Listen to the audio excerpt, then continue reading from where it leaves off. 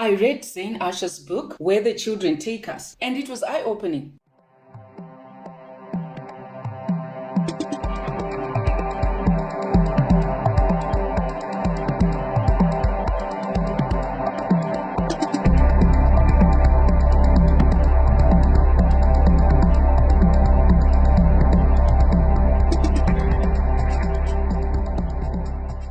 Hello everyone and welcome to my YouTube channel where I share the books that I read, that I find interesting, that I hope that you too can benefit from. If you're new to my channel, welcome. And if you've been following me for a while now, welcome back. Do remember to like, subscribe, comment, and turn on that notification button so that you never miss a new upload. So why did I read her book? First of all, because she's a CNN news anchor, a place that many of us see as inaccessible and a great achievement. And second, because a few years ago, I did not know that she is sister to world-renowned actor, British actor, Chiwetel Ejiofor, who has been nominated for a few awards, and the ones I know myself that I read about is the Golden Globe and some Emmy Awards, amongst others. I'd always been curious how Zain got to where she is, because you look at a person who looks like you, they're reading the news on an international news network that looks impervious from a normal individual's perspective, and I always wanted to know how she got there. Of course, I was casting the usual stereotype that I thought in my mind that she probably came from a privileged background. So when I saw her book on the shelf in my last visit to the bookstore, I grabbed it. I did not even know that she wrote a book. And so when I read the author of the book that I looked at, which says Where the Children Take Us, and it says Zain Asher, I was thrilled and I thought, oh, she wrote a book. Okay, I can read about it. Let me hear what her story is. I wanted to read for myself how this phenomenal achiever got to where she was. I've always admired people that make it, and if any of them write a book, I want to read it. And if you've watched any of my previous videos, you would see that in one of them, where I describe the differences between biographies, memoirs, self-help books, autobiographies as well, I explained that the easiest way to have a front row seat of any of the celebrities or the well-known people, which under normal circumstances is very difficult to get. If they came and they were doing a talk show or they were doing a show and they were selling tickets, it's very hard to get front row seat tickets. But when they write a book, you literally have front row seat ticket with you. And that's the analogy that I gave. That's why I like to read books of anybody that I think is phenomenal, is interesting, has great achievement, is well known. You know, people look up to them, they're a role model. If they write a book, I would like to read it. I want to hear from the horse's mouth how they got there. So when I saw Zain's book, that is the reason why I got it. And I also wanted to understand then how a black family can produce not one,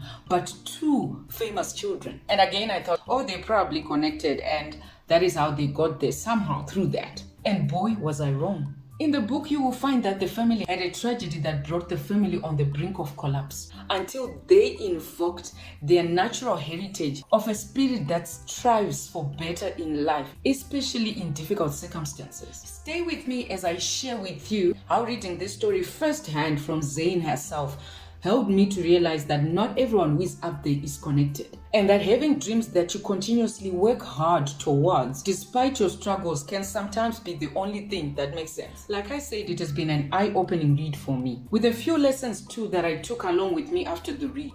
First of all, I think I bumped into a video clip where Zain Asher mentioned that she had Nigerian roots. My first impression was that they were probably very light historical roots, the type where you probably never really saw Nigeria, but you heard about it from your parents or your grandparents. Yet in fact, this book is all the Nigeria stories in it. They are an authentic Nigerian family that visited Nigeria often. Zain herself was sent to school in Nigeria for about 2 of her schooling years, and she did the schooling while living with her maternal grandparents. So a connection and knowledge of Nigeria is real. So that immediately corrected my initial perceptions. Their connection with their roots and visits to Nigeria resulted in the baseline of the story, where tragedy struck in Nigeria. They struggled to deal with this loss. It was such that the aftermath almost tore the family apart. It was tough. When you read this book, you will see the way Zain explains everything, how tough it must have been. I mean, we all know grief. We've faced grief in our lives. But then from this book, you learn that you get to a point where the grieving has to end. And the family clutched onto their inborn spirits of resilience that they had as an advantage from their lineage back in Nigeria, where war and famines ravaged communities and left people scarred, and yet still left a people with a hope for a better future.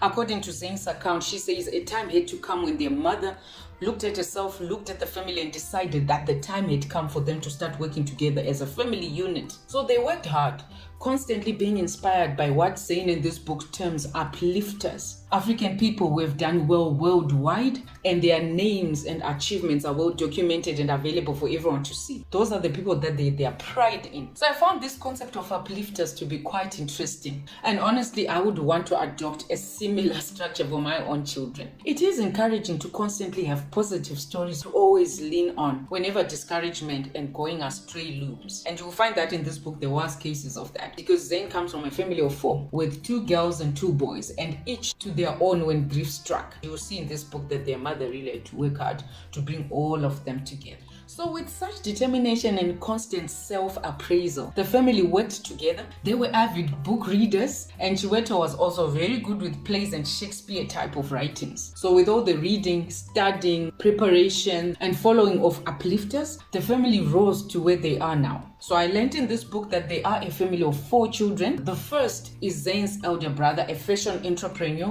who is well known in Europe, including in the fashion capital of Paris. The second is Chiweto, who needs no introduction. The third is Zain, who needs no introduction again. And the last born is now a medical doctor. It's a girl. These are remarkable achievements for a family raised in a foreign country with little acceptance. You will see as you read this book that they also struggled with racism and being ostracized. And this is what I think Zain Asher wanted to share with the world. Her mother's story of how she got the children to such dizzy heights of success despite a tragic loss of a husband and almost losing a son too. So I would encourage you to grab a copy of this book and read it. If you're like me and you look for inspiration literally everywhere where there is any speck of achievement, then you would enjoy reading Zain Asher's book.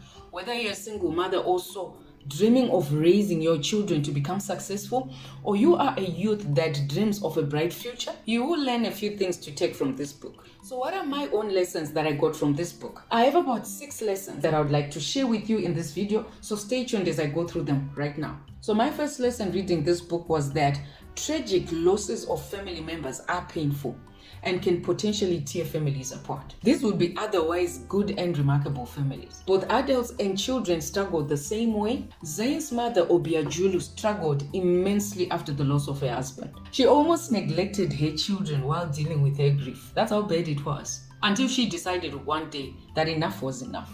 My second lesson from this book is that moving on is a matter of decision. Sometimes you must just decide in your heart that it is time to move on. This is where human resilience comes in. That after our spirits are broken, we pick up the pieces again, we put them back together, and we look at moving to the next phase of life. My third takeaway from this book is that racism is real and can destroy people. As I mentioned earlier, it is included in accounts in this book that Zain's family faced racism and being ostracized while they lived in the United Kingdom. When Zain narrates of how she barely fared in multiple schools trying to fit in, you almost have tears in your eyes, especially if you've come across some of it before. And unfortunately, the same was going on for her mother and for her brothers, each facing some kind of rejection in their own worlds. But they had to face it, accept some of it, try to address some of it, or just plain ignore some of it. There was no single formula to tackle this one. My fourth lesson from this book is that having people to look up to, role models, the uplifters that Zain's family used as a term, helps to stay on course. So they remained a people that, even if they are rejected or ostracized, they knew that where they came from, they had people to be proud of, that are big achievers, that strive on no matter how difficult the circumstances are. And this is how the family got to achieve as much as they have done. And I love just that idea of not keeping it all abstract out there, but actually saying so and so with an African name is done well and is documented and has gone places. And from that lesson, a fifth lesson came to me, which is it is important to always know your roots, because some of the keys to your success comes right from there. Zain's mother constantly reminded her children of how much Nigerians can face difficulty and still overcome it. How much they have that resilience that is known worldwide as very successful people who strive no matter what the circumstances are. It was that remembrance of where they come from all the time that energized them, that helped them pull through even when it looked impossible. Because had they decided that they do not ever want to be connected to Nigeria, they wouldn't have that remembrance, those memories, that encouragement of how how their people back home are. So it is very important to always remember your roots. Wherever it is that you are rooted is where your anchor is. It naturally follows. And so my obvious last takeaway from this book as I read it, and I'm glad that I finally realized, is that not everyone who has made it comes from a privileged background. I mean, we all know this, it's a given. There's so many people who've done well in life who were not ever from a privileged background. But we tend to have that as the first thought that comes to mind whenever we see someone sitting on a high place. We immediately start to think perhaps they were privileged. We do know that it's not everybody who's privileged, but it just happens that it's one of our first thoughts. It's the stereotype of success, isn't it? And this is why I read people's stories. Read people's stories. Hear it from the horse's mouths. Let them tell you their story. Grab that front row seat and be told exactly how it is that they got there. Find people who have risen and made it without being connected, and use those as inspiration whenever you feel discouraged. So for me, finally understanding where Zain came from and getting to appreciate especially that the Nigerian roots are real, authentic and close to their family, it was eye-opening given how I initially actually thought that she had been born and raised in the USA where she currently lives, and she had never really had any direct connection with Nigeria. But then again, like I said earlier in this video, this book was then eye-opening because it corrected that perception I initially had. And I'm glad that it did.